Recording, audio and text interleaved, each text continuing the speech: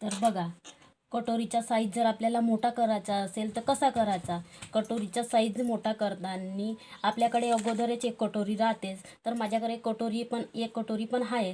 तर तो कटोरीचा भाग अशा प्रकारे ठेवून द्यायचा. त्याच्यानंतर आपल्याला चारही बाजूंना अशा प्रकारे चॉक लावून द्यायचा. अशा प्रकारे चॉक लावून द्यायचा.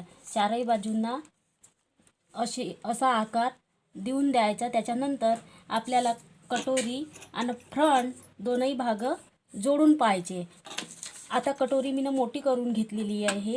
त्याच्यानंतर आता मी याची कटाई करून घेत आहे. तर अशा प्रकारे कटाई करून घेत आहे.